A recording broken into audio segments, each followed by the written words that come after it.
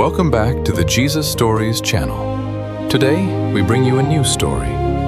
Why Judas betrayed Jesus. The story everyone gets wrong. Please take a moment to like and subscribe to the channel. Thank you. And now, let's begin the story. Everyone knows Judas as the man who betrayed Jesus, but almost no one stops to ask what led him there. He was not an outsider or an enemy.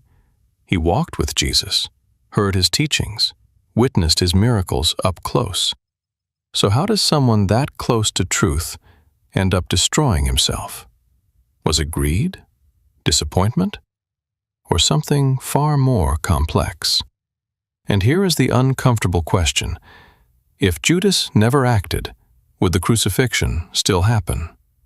This is not just a story about betrayal. It is a story about how a human heart slowly collapses from the inside, and why it still matters today. Judas Iscariot did not begin as a villain. He began as a chosen man. Yet even from the start there was something different about him, something subtle but significant that set him apart from the others.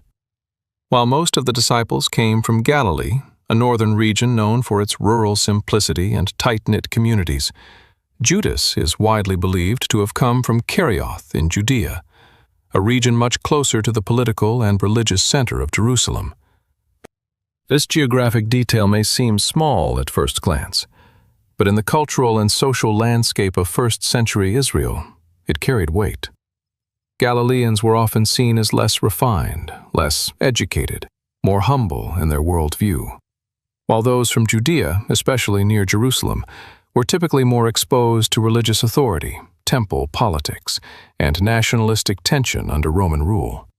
Judas may have grown up with a sharper awareness of power, structure, and expectation, and this difference quietly followed him into the inner circle of Jesus Christ, creating an invisible divide that no one openly addressed but likely influenced how he saw the mission unfolding around him. He walked the same roads, heard the same teachings, witnessed the same miracles, yet his internal framework may have been fundamentally different. Where others saw a spiritual kingdom unfolding, Judas may have been looking for something more immediate, more tangible, more aligned with the long-awaited hope of a political Messiah who would challenge Roman authority and restore Israel's sovereignty. This tension between expectation and reality does not explode overnight. It builds, quietly, beneath the surface, hidden behind outward loyalty and shared experience. And this is where the story of Judas becomes deeply human, not because he was uniquely evil, but because he carried assumptions that were never corrected, desires that were never surrendered, and questions he may have never fully confronted. Being the outsider is not always about physical distance. Sometimes it is about internal alignment, about whether a person truly resonates with the purpose they are part of, or simply remains in proximity to it. Judas stayed close, but closeness is not the same as transformation. He occupied a position of trust. He was counted among the 12, sent out with authority, given responsibility, even entrusted with managing the group's shared resources. Yet the foundation beneath that trust may not have been as stable as it appeared. And this is what makes his story unsettling. Because nothing about his beginning signals an inevitable betrayal. There is no dramatic entrance, no immediate sign of corruption, only a quiet distinction, a difference in origin, perspective, and perhaps expectation that slowly shaped how he interpreted everything he experienced. Over time, small differences in understanding can lead to large divergences in outcome, especially when they are left unexamined. Judas was not standing outside the circle looking in. He was inside, fully present, fully involved, and yet possibly never fully aligned. And that raises a difficult question that reaches beyond history into the present. How many people can stand close to truth, participate in something meaningful, even appear committed, yet internally move in a completely different direction? The story of Judas begins not with betrayal, but with this quiet dissonance. This gap between being present and being transformed, between following outwardly and believing inwardly. And it is in this gap that everything else will eventually unfold. The inclusion of Judas Iscariot among the 12 was not an oversight, nor was it a moment of misjudgment. Within the Gospel accounts, the selection of the disciples is presented as a deliberate act, one that followed a night of prayer and discernment, which means Judas was not added to the group by chance. He was chosen with full awareness. And this is where the tension begins to deepen, because it challenges the simple narrative that Judas was merely a hidden flaw in an otherwise perfect circle. Instead, it suggests that his presence served a purpose within a larger unfolding reality. In the world of first-century Judaism, to be chosen by a rabbi was not a casual invitation. It was an affirmation of potential, identity, and future responsibility. Disciples did not simply follow. They were expected to become like their teacher, to absorb not only instruction but character, to reflect the very essence of the one they walked with. And Judas was given that same opportunity. He stood on equal ground with the others, received the same teachings, participated in the same mission, and was entrusted with real responsibility. There is no indication that he was treated differently or kept at a distance, which makes what follows even more complex, because the failure of Judas cannot be explained by lack of access or lack of exposure. He had both. In fact, he had what many would consider the highest possible form of spiritual access, proximity to Jesus Christ himself. Yet access alone does not guarantee alignment, and opportunity does not ensure transformation. This distinction is critical, because it reveals something fundamental about human nature. That a person can be placed in the right environment, surrounded by truth, even entrusted with meaningful roles, and still choose a different internal path. The calling of Judas highlights the reality of free will within a structured purpose. He was not forced into a role, nor was he predestined in a way that removed responsibility. Instead, he was invited into something sacred. And what he did with that invitation unfolded over time through a series of decisions, some visible, many hidden. And this is where the narrative refuses to become simplistic. Because if Judas was chosen intentionally, then his story cannot be reduced to a mistake that needed to be corrected. It becomes part of a larger framework where human choice and divine purpose intersect in ways that are not always easy to reconcile. From a historical perspective, the idea of a chosen disciple turning against his teacher would have been deeply unsettling to early followers.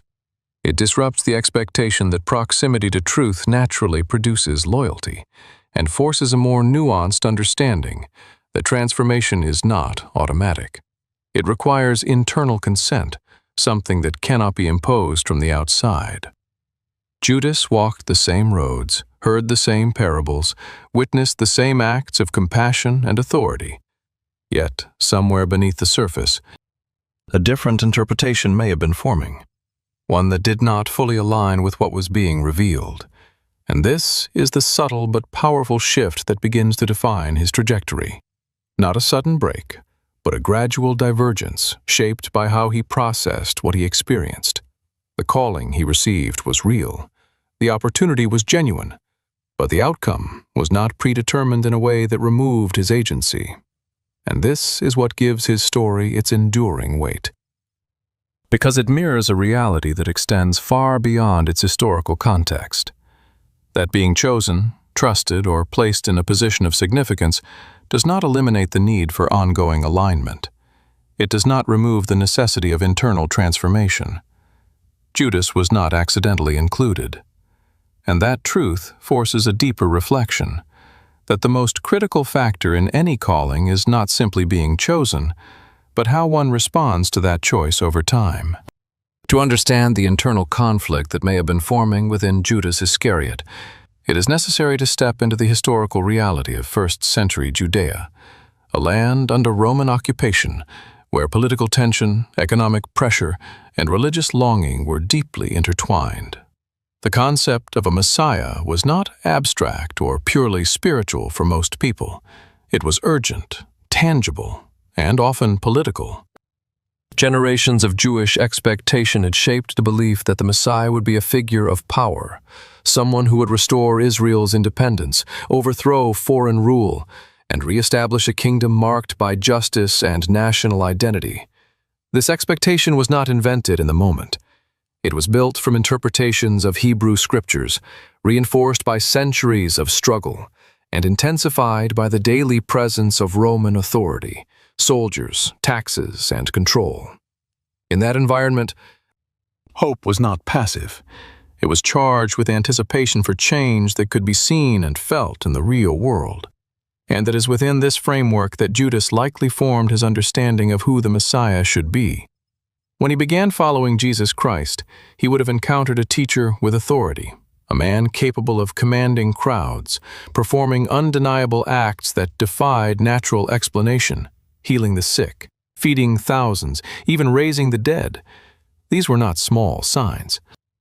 They were the kinds of actions that could easily be interpreted as the emergence of a powerful leader, someone who had the potential to fulfill the long-awaited role. And yet, as time went on, a tension began to surface, because the direction that Jesus was taking did not align with the dominant expectation. Instead of organizing a political movement, he spoke about loving enemies. Instead of challenging Roman power directly, he emphasized a kingdom not defined by territory or force. Instead of elevating status, he associated with the marginalized, the poor, the overlooked. And this divergence was not minor. It struck at the core of what many believed the Messiah should be. For someone like Judas, who may have been more attuned to the political realities of Judea, this could have created a growing sense of dissonance. Not necessarily immediate rejection, but a gradual questioning, a quiet recalibration that never fully resolved. It is possible that he continued to follow because he still believed that a shift would eventually occur, that at some critical moment Jesus would reveal a more assertive role, that the power he clearly possessed would be directed toward visible change. And this kind of expectation can be persistent. It allows a person to stay committed externally, while internally holding on to a different narrative. But over time, as the teachings continue to emphasize humility, sacrifice, and a kingdom that operated on principles rather than political structures, the gap between expectation and reality may have widened. And this is where the psychological dimension becomes significant, because disappointment does not always appear as open opposition. It often manifests as quiet frustration, as subtle disengagement, as a shift in how one interprets actions and motives. Judas may have begun to see the same events through a different lens. Where others saw fulfillment of prophecy in a spiritual sense, he may have seen missed opportunity in a practical sense. Where others felt their understanding deepening, he may have felt his expectations being challenged without clear resolution. And this kind of internal tension, if left unaddressed, does not remain neutral. It seeks an outlet. It begins to influence decisions, to shape perception, to justify actions that would not have seemed acceptable before.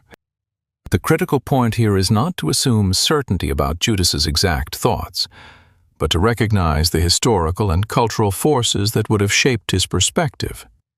The expectation of a political Messiah was widespread, and the divergence of Jesus from that expectation was undeniable. This creates a plausible framework for understanding how someone deeply involved in the movement could begin to experience internal conflict without immediately separating from it. And this is what makes the story both specific and universal, because it reflects a pattern that extends beyond its time. When deeply held expectations are not met, especially in areas tied to identity and hope, the result is not always immediate clarity. It is often a period of tension, where belief and reality no longer align seamlessly. And in that space, choices begin to carry more weight, interpretations become more selective, and the path forward becomes less about what is true and more about what one is willing to accept. Judas did not begin with betrayal in mind, but the foundation for that outcome may have been forming in this very gap between the Messiah he expected and the one he was actually following. And as that gap widened, it set the stage for everything that would come next. There is a dangerous assumption that proximity to truth naturally produces transformation. That if a person sees enough, hears enough, experiences enough, change will inevitably follow. But the life of Judas Iscariot quietly dismantles that assumption. Because no one among the 12 had greater exposure than he did, he walked daily with Jesus Christ, not as a distant observer, but as an active participant. He was there when the blind received sight, when the paralyzed stood up and walked, when thousands were fed from what should not have been enough. These were not second-hand reports or distant rumors. They were immediate, tangible events unfolding in front of him, moments that disrupted natural expectation and challenged every conventional understanding of power and authority. And yet, exposure, no matter how direct, does not bypass the internal process required for transformation.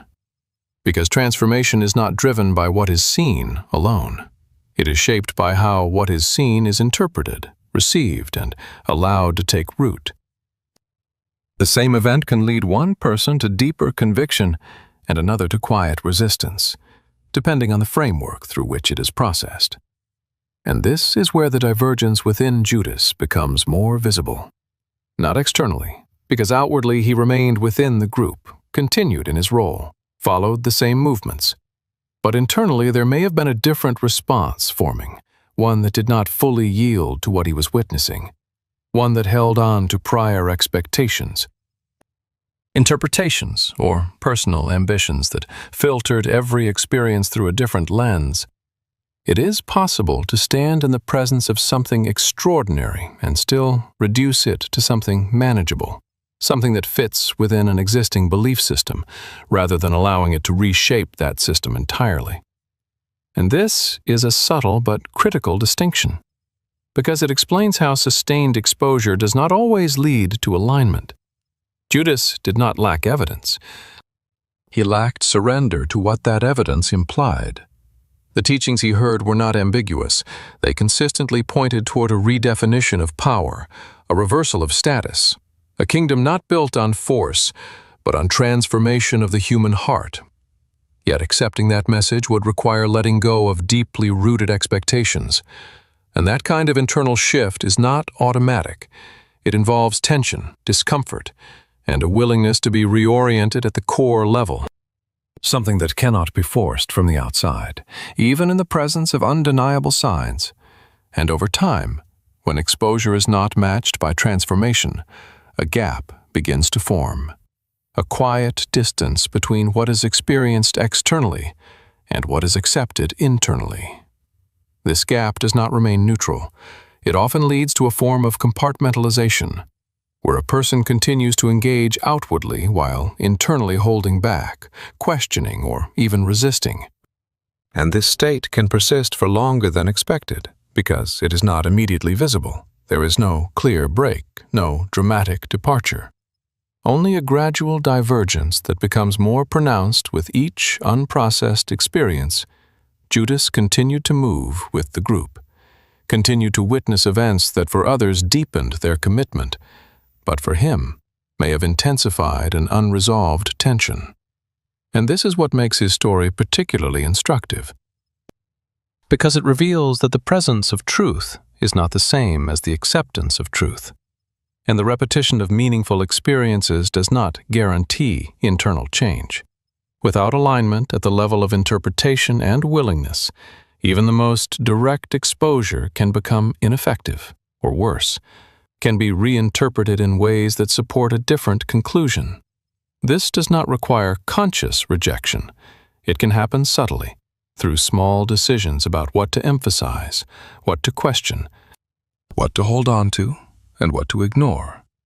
Over time, these decisions accumulate, shaping a trajectory that may not be immediately apparent, but becomes undeniable in its outcome. Judas stands as a case where the conditions for transformation were present in full measure, yet the transformation itself did not occur. Not because it was unavailable, but because it was not fully embraced. And this distinction carries weight beyond the historical narrative, because it challenges the assumption that being close to something meaningful is enough, that participation alone leads to change, when, in reality, transformation requires a deeper level of engagement, one that involves not just seeing and hearing, but yielding, allowing what is encountered to redefine what is believed. And without that internal shift, exposure remains just that, exposure, leaving the core unchanged, even as everything around it points toward something greater. Corruption rarely announces itself at the beginning. It does not arrive as a fully formed decision to betray, but as a series of small permissions, subtle shifts that seem insignificant in isolation, yet accumulate into something far more consequential. And in the case of Judas Iscariot, the Gospels provide a brief but critical detail that opens a window into this process. He was entrusted with the money bag, responsible for managing the shared resources of the group. This was not a minor role. It required trust, organization, and reliability, which means at some point he was seen as capable and dependable. Yet within that responsibility lay a vulnerability, because access to resources creates opportunity, and opportunity tests alignment, according to the Gospel of John. Judas would take from what was put into the bag, not in a way that immediately exposed him, but in a manner that suggests gradual misuse, a pattern rather than a single act. And this is where the dynamic of slow corruption becomes clear. The first compromise is rarely large. It is often small enough to justify, easy to rationalize, perhaps even framed as temporary or harmless. But once that internal boundary is crossed, the next decision becomes easier, not because the stakes are lower, but because the resistance has already been weakened. And over time, what once felt wrong begins to feel normal. Not because it has changed, but because the internal response to it has been adjusted. Judas continued to walk with Jesus Christ, continued to hear teachings about integrity, about the dangers of serving wealth over truth, about the condition of the human heart. And yet there appears to have been a disconnect between what he heard and what he allowed to shape his actions. This is not a contradiction unique to him. It reflects a broader human pattern, where knowledge does not automatically translate into behavior, especially when there is something to gain by maintaining the gap. The presence of opportunity combined with internal misalignment creates a quiet environment for corruption to grow, not rapidly, but steadily. And because it does not disrupt external appearances immediately, it can go unnoticed by others, and even by the person themselves, who may continue to see themselves as fundamentally unchanged. The danger lies in the cumulative effect, each small decision reinforcing a pattern, each rationalization making the next one more accessible, until the gap between outward identity and inward reality becomes significant. And at that point, larger decisions no longer feel like a sharp break, but like a continuation of an established trajectory. This is what makes the eventual betrayal of Judas more comprehensible, not as an isolated moment of collapse, but as the visible outcome of a process that had been developing over time. The handling of money is not the central issue in itself. It is the indicator of a deeper shift, a movement toward prioritizing personal control, personal gain, or personal interpretation over the alignment that had once been offered. And this shift does not require dramatic intention. It only requires repeated allowance. The willingness to let small inconsistencies remain unaddressed, to postpone correction, to assume that the overall direction is still intact despite the details. But over time, the details define the direction, not the stated intention. And Judas stands as a clear example of how a trusted position can become the context for gradual erosion when internal alignment is not maintained. He was not removed from his role. he was not publicly corrected in a way that forced immediate change. Instead, the process unfolded quietly, beneath the surface, which is often how the most significant transformations, both positive and negative, actually occur. Without spectacle, without immediate consequence, but with long-term impact. And this is where the story begins to narrow. The range of possible outcomes starts to contract. Not because there is no longer a choice, but because each previous choice has shaped what now feels possible. And what once would have required a major shift now appears as a logical extension of what has already been allowed. Judas did not move from loyalty to betrayal in a single step. He moved through a series of smaller decisions that gradually redefined his internal framework, until the final act, when it came, was not an abrupt departure, but the culmination of a path that had been forming all along. By the time the group arrived in Bethany, the internal tension within Judas Iscariot had likely reached a level that could no longer remain passive. Bethany was not just another stop along the journey. It was a place closely connected to some of the most profound moments in the ministry of Jesus Christ, including the raising of Lazarus, an event that intensified public attention and expectation. The atmosphere was charged, not only with devotion, but with anticipation. Many were beginning to believe that something decisive was approaching, that the momentum would finally translate into visible change, into a shift that could alter the political and social reality of the time. And it is within this heightened context that the event at Bethany unfolds. A woman brings an alabaster jar filled with extremely costly perfume, pure nard, and pours it over Jesus, an act of deep reverence and symbolic preparation, one that in the cultural framework of the time could be associated with honor, burial, and recognition of significance beyond the immediate moment. But to Judas, this act appears to trigger something far more personal. His response is not neutral, it is pointed. Practical and seemingly justified on the surface, he questions why such a valuable resource was not sold and the money given to the poor, which in isolation sounds like a reasonable concern, aligned with ethical responsibility. Yet the Gospel of John provides a critical layer beneath that statement, indicating that his concern was not primarily for the poor, but was connected to his pattern of handling the money. This moment reveals a convergence of internal factors, not just a disagreement over resource allocation, but a clash between value systems, between what is seen as meaningful and what is seen as wasteful, between a perspective shaped by control and utility and one shaped by surrender and symbolic depth. And this is where the breaking point begins to take form. Because the act in Bethany confronts Judas with something he may no longer be able to reinterpret comfortably. It challenges his framework directly, presenting a version of devotion that does not align with his expectations of efficiency, outcome, or purpose.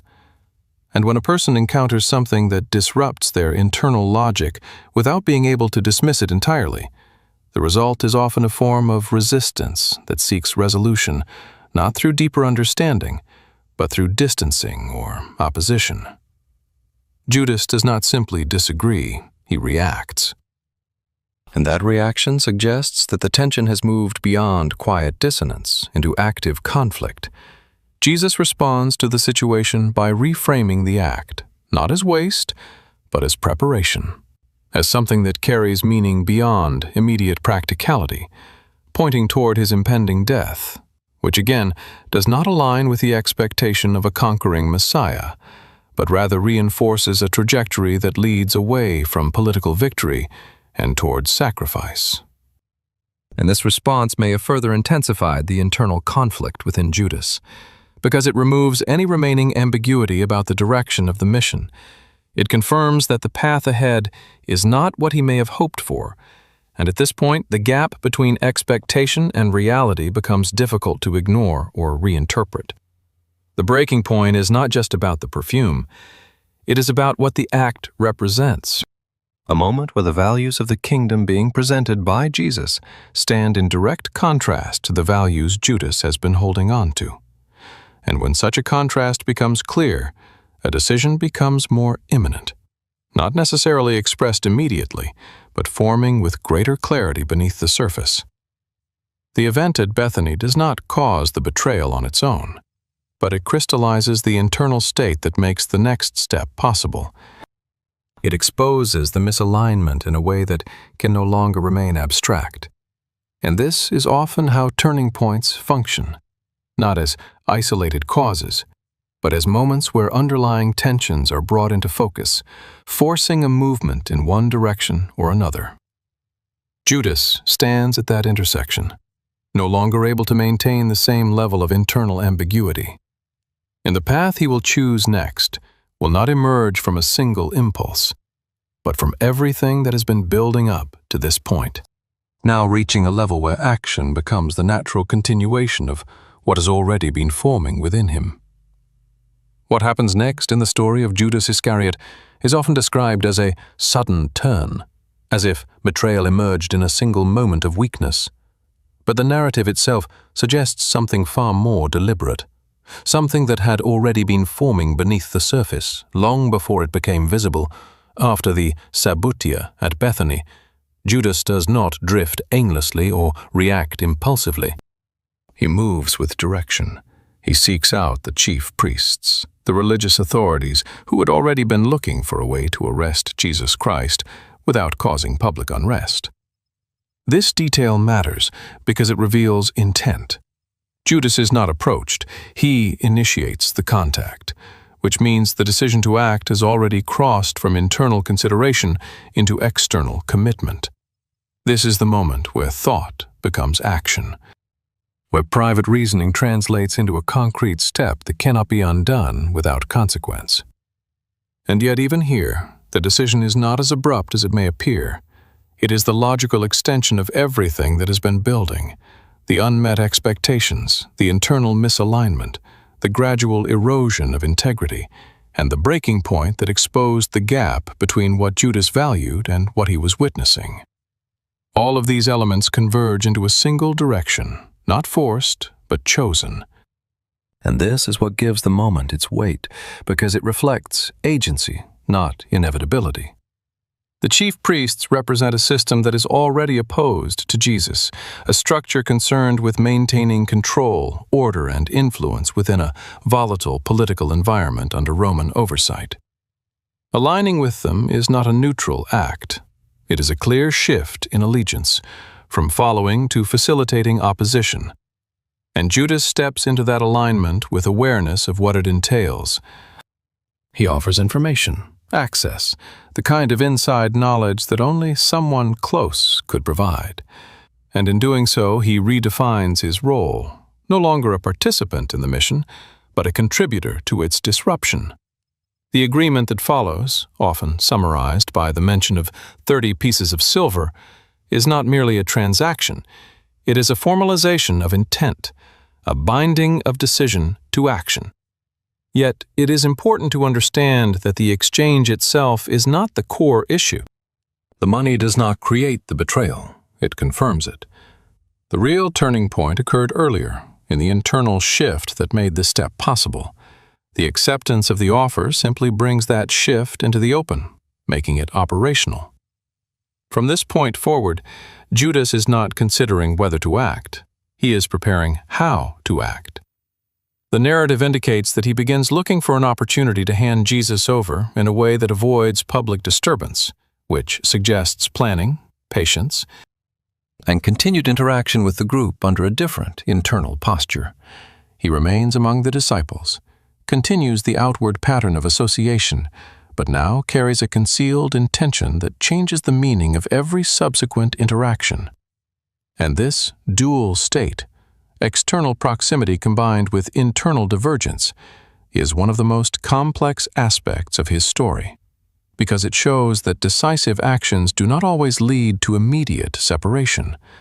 Sometimes they coexist with normal appearances for a period of time, creating a tension that is not visible to others, but is fully active within the person. Judas has crossed a threshold, not one that forces immediate exposure, but one that commits him to a direction that will eventually become undeniable. And this is where the narrative becomes less about possibility and more about trajectory.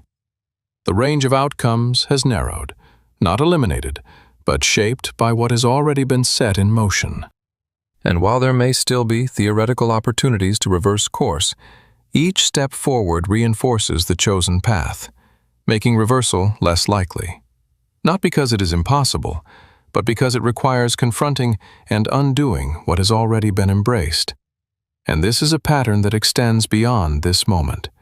Decisions, especially those made after prolonged internal development, carry momentum.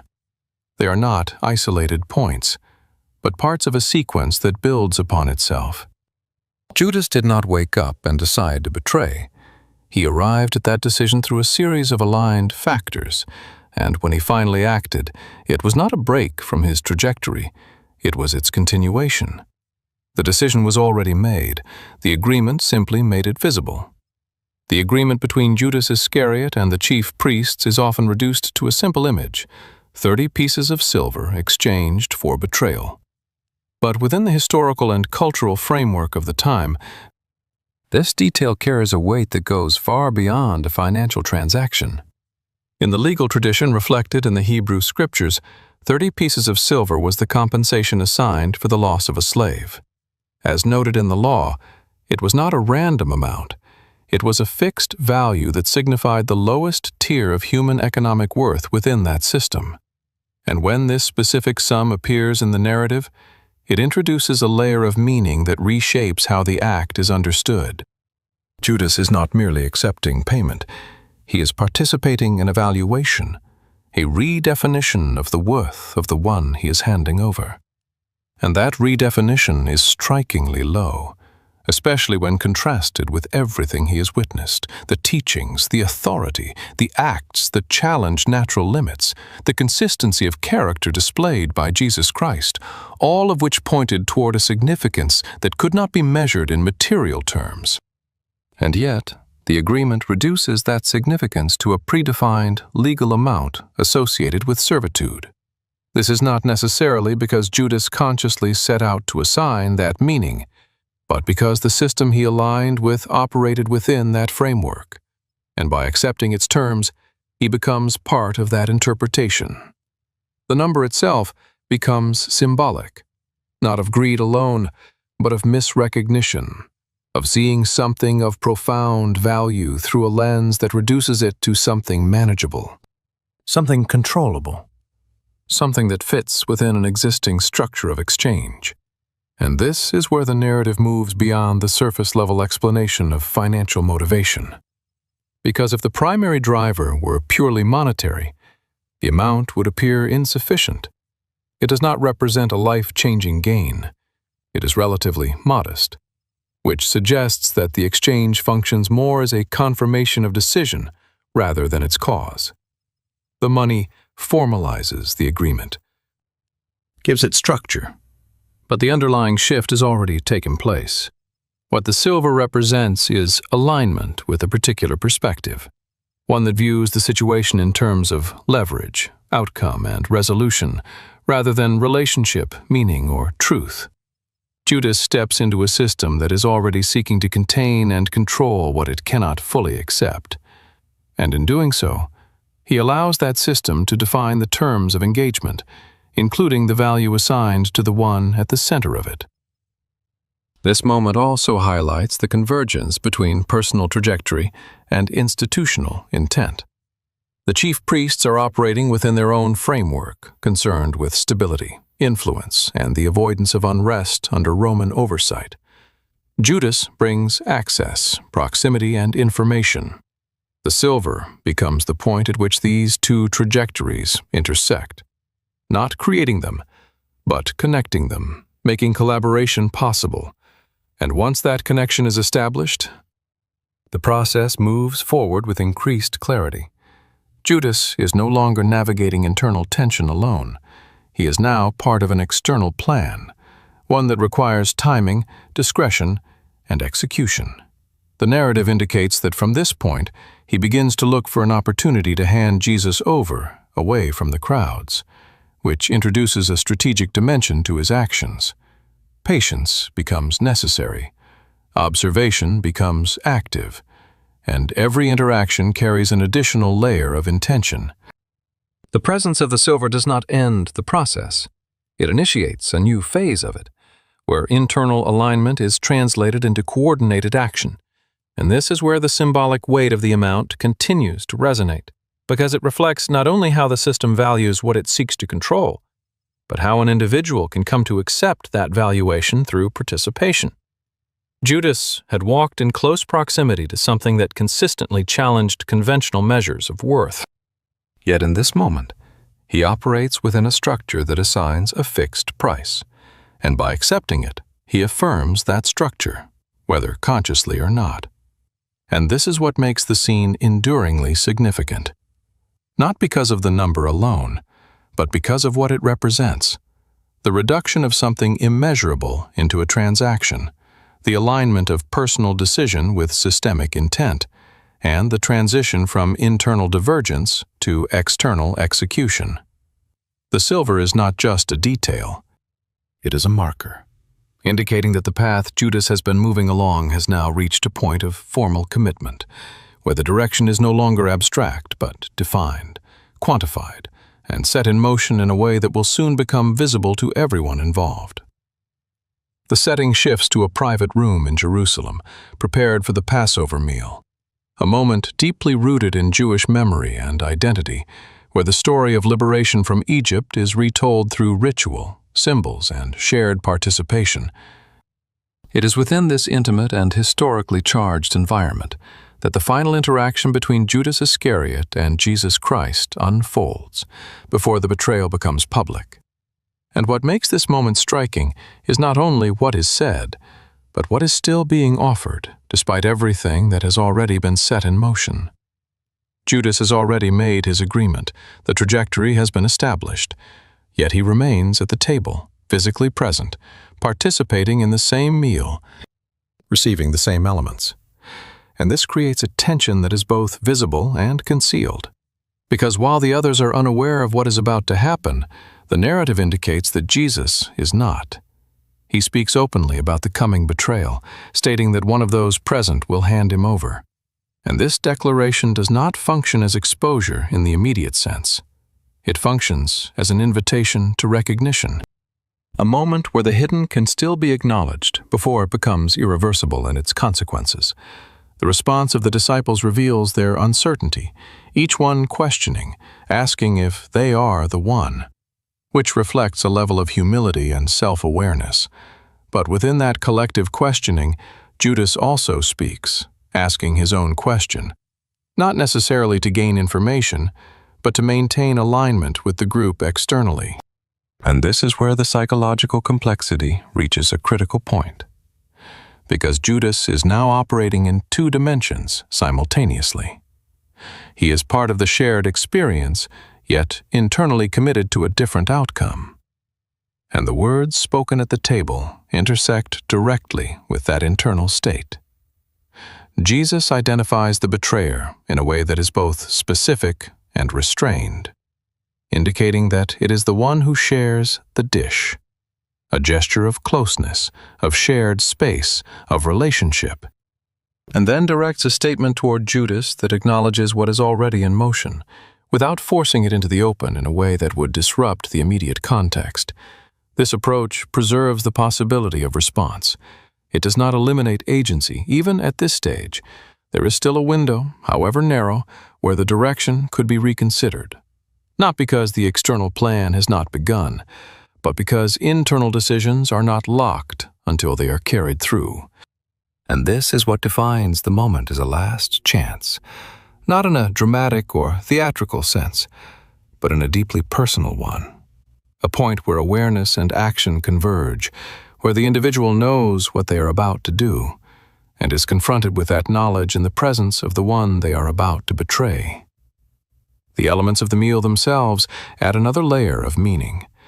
The bread and the cup are reinterpreted by Jesus as symbols of his body and blood, pointing toward sacrifice, toward a form of deliverance that does not align with political liberation, but with something more fundamental. And this again reinforces the divergence between expectation and reality that has been building within Judas. The table becomes a place where meanings are clarified, where the nature of the mission is made explicit, and where the choice to accept or reject that meaning becomes unavoidable. Judas receives the same symbols, hears the same words, but the internal framework through which he processes them has already been shaped by prior decisions. And this is where the tension becomes irreversible in practical terms. Not because a different choice is impossible in theory, but because the alignment required to make that choice has already been compromised. The narrative indicates that after receiving the piece of bread, Judas leaves. And the timing is significant. It is described as night, a detail that carries both literal and symbolic weight, marking the transition from internal intention to external execution, from concealed divergence to visible action. The table, which could have been a place of restoration, becomes instead the final point of contact before separation. And this is what gives the moment its enduring impact. Not simply that betrayal is about to occur, but that it occurs in the context of proximity, of shared space, of a final opportunity that is present but not taken. Judas does not leave because he is forced out. He leaves because the path he has committed to requires movement. And in that movement, the last remaining space for reversal closes, not by external constraint, but by the continuation of a decision that has now reached its point of execution. By the time Judas Iscariot arrives at the Garden of Gethsemane, the process that began internally has now fully transitioned into visible action. The distance between intention and execution has collapsed, and what remains is the moment that will define his place in history. Yet even here, the method he chooses carries a significance that goes far beyond simple identification. He does not point from a distance. He does not call out a name. Instead, he approaches Jesus Christ with a gesture that, within the cultural context of the time, signifies respect, loyalty, and personal connection. A kiss. In first-century Jewish society, was a common greeting among close associates, a sign of recognition and relational proximity. And this is what makes the act so striking, because it takes something inherently associated with trust and repurposes it as a tool for betrayal. The signal given to the arresting group is precise. The one he kisses is the one they are to seize, which means the gesture is not spontaneous. It is premeditated, agreed upon in advance, integrated into the plan as the mechanism through which identification will occur, without confusion or public disturbance. And this level of coordination reveals that Judas is not acting under sudden emotional impulse, but within a structured decision that has already been accepted and now simply needs to be carried out. When he steps forward and addresses Jesus, calling him Rabbi, the title itself adds another layer of complexity, because it maintains the outward form of respect even as the underlying intention contradicts it. This duality is central to the moment. The external expression and the internal reality no longer align, yet they are presented simultaneously, creating a tension that is both immediate and symbolic. Jesus responds not with resistance, but with acknowledgement, allowing the moment to unfold without interruption, which shifts the focus back onto Judas. Because the act is completed without obstruction, leaving its meaning fully exposed, this is not a chaotic scene driven by confusion. It is a controlled interaction where each element has been set in place, and that clarity removes any ambiguity about what is happening. The kiss becomes more than a signal. It becomes a representation of how something inherently good can be redirected toward a destructive end when internal alignment has been lost. It demonstrates that betrayal is not always expressed through distance or hostility. It can be delivered through the very forms that are meant to convey trust. And this is what gives the moment its enduring psychological impact, because it challenges the expectation that harm will be obvious in its presentation. Instead, It reveals that the most consequential breaches often occur within the context of relationship, where access and familiarity provide the means through which the act can be carried out effectively. Judas does not need to force his way into proximity. He already has it, and that proximity becomes the pathway through which the plan succeeds, once the signal is given. The response from the arresting group is immediate. They step forward and take hold of Jesus, and at that point, the role of Judas in the sequence reaches its functional completion. The information has been delivered, the identification confirmed, and the transition from presence to absence begins. Yet the significance of the act does not end there, because what has been done cannot be separated from how it was done.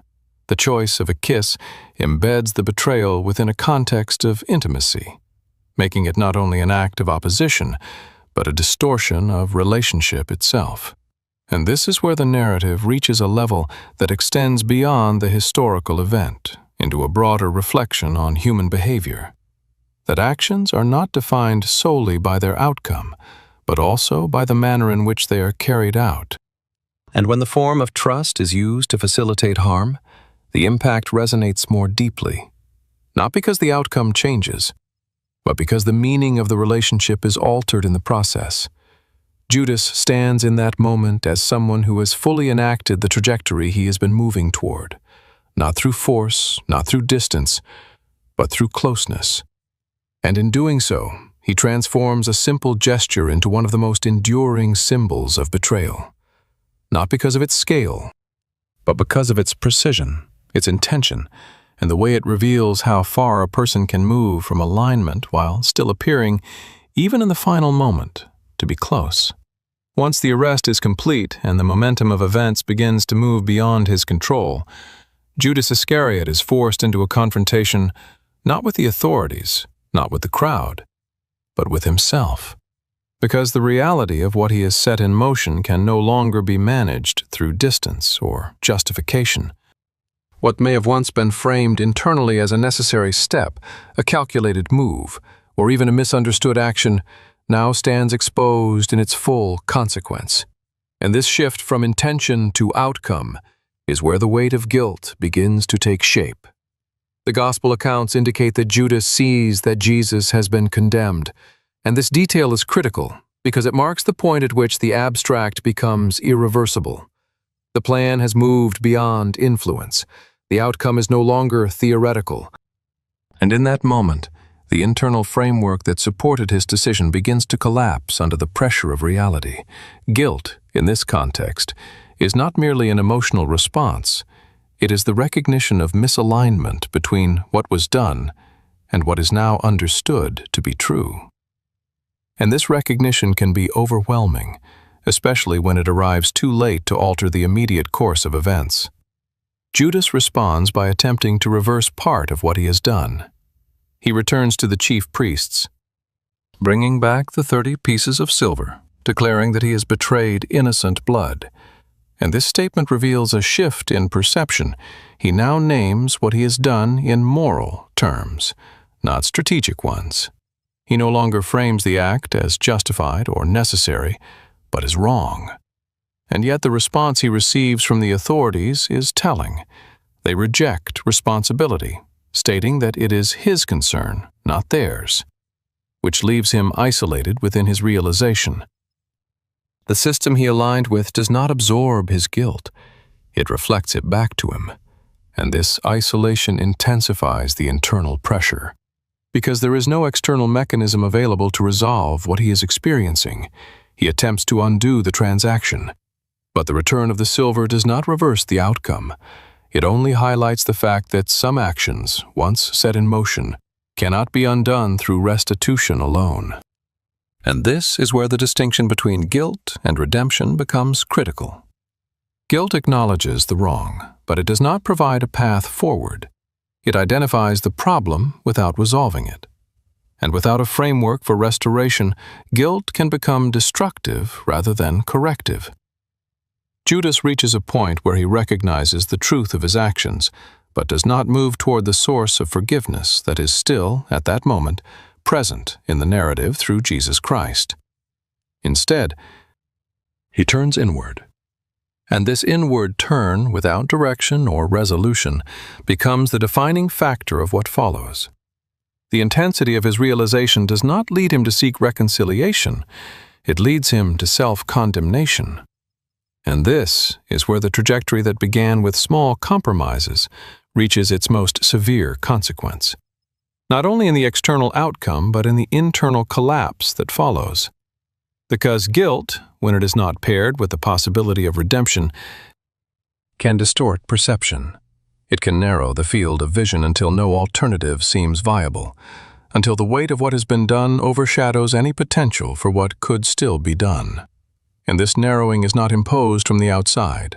It emerges from within, shaped by how the individual processes their own failure. Judas acknowledges his wrongdoing with clarity. But clarity alone is not enough. Without a movement toward restoration, it becomes a closed loop, reinforcing the sense of finality rather than opening a path to change. And this is what makes his response so significant, because it illustrates that recognition of error, even when sincere, does not automatically lead to transformation. It must be directed. It must be connected to a source that can absorb and address what has been revealed. Otherwise, it remains unresolved, and in that unresolved state, it can drive decisions that extend the damage rather than contain it. Judas stands at a point where the truth is no longer hidden, where the consequences are visible, and where the opportunity for a different response, though still theoretically present, is not taken. Not because it is unavailable, but because the internal state has shifted in a way that no longer reaches toward it. And this is where the story moves from betrayal to aftermath, from action to consequence, from decision to realization, marking a transition that will define how his role is ultimately remembered, not only for what he did, but for how he responded once he understood it. At the end of Judas Iscariot's story, one question continues to surface across centuries of theological reflection. Was his role necessary? Was he simply a tragic individual making destructive choices? Or was he an essential part of a larger plan that could not unfold without him? This tension sits at the intersection of two difficult realities: divine purpose and human freedom. And the challenge is that both appear present in the narrative without fully canceling each other out. The events leading to the crucifixion of Jesus Christ do not unfold randomly. They align with a trajectory that had been anticipated within the broader framework of Scripture. The idea that the Messiah would suffer, be rejected, and ultimately be handed over is not introduced at the last moment. It exists as part of a long developing expectation. And within that expectation, the role of betrayal becomes a recognizable element. Yet, recognition of a pattern does not automatically assign necessity to a specific individual. This is where the distinction becomes critical. That something is foreseen or described does not mean that a particular person is forced to fulfill it. It means that within the range of human choices, such an outcome remains possible. And when those choices are made, they align with what has already been understood as a potential path. Judas operates within that space. His actions are neither outside the scope of what was anticipated nor stripped of personal agency. He makes decisions that are consistent with his internal trajectory, shaped by expectation, misalignment, and gradual compromise. And those decisions intersect with a larger unfolding narrative, not because he is compelled at each step, but because the path he chooses leads there. This creates a layered understanding of his role, one that resists simple categorization. On one hand, his actions contribute directly to the sequence that leads to the crucifixion. Without his involvement, the timing and method may have been different, which suggests a functional significance. Yet, on the other hand, the narrative does not present him as the only possible agent through which this could occur. The opposition to Jesus was already present among religious authorities. The tension had been building independently of Judas, which indicates that the trajectory toward conflict and eventual execution did not originate solely from his decision. He becomes a participant who accelerates and personalizes what was already forming, rather than the sole cause of it. And this distinction preserves the element of responsibility, because if his role were entirely predetermined in a way that removed choice, then the moral weight of his actions would be diminished. But the narrative consistently frames his decisions as his own, influenced but not overridden, situated within a context but not dictated by it. This is where the tension remains unresolved in a definitive sense, because the interaction between divine foreknowledge and human freedom does not resolve into a single, easily articulated formula. Instead, it presents a dynamic where both operate simultaneously, without fully negating each other. And this has implications beyond the historical moment, because it reflects a broader pattern in how events unfold, that larger purposes can be realized through individual actions without eliminating the significance of those actions at the personal level. Judas is not reduced to a mere instrument, nor is he elevated to the sole architect of the outcome. He exists within a complex interplay where his choices matter, and yet those choices also become part of something that extends beyond his immediate intention. This dual reality is what gives the question its enduring force, because it resists closure. It invites reflection rather than resolution, and it shifts the focus from trying to assign absolute necessity to examining the nature of choice itself. What does it mean to act within a context where outcomes may already be anticipated? How does responsibility function when individual decisions align with broader patterns? And what can be learned from a life that moved from proximity to divergence, from opportunity to collapse, without being externally forced into that path? The story of Judas does not provide a simple answer to whether he was necessary, but it does clarify something equally important, that necessity, if it exists at all in this context, does not remove accountability, and that alignment with a larger outcome does not transform a destructive choice into a neutral one. The final weight of his story rests not on whether he fulfilled a role that had to be filled, but on how he responded to the opportunities he was given, and how those responses, over time, formed a trajectory that intersected with one of the most significant events in human history, leaving behind a question that continues to challenge not only theological frameworks, but personal reflection on the nature of decision, responsibility, and the paths that are shaped long before they become visible.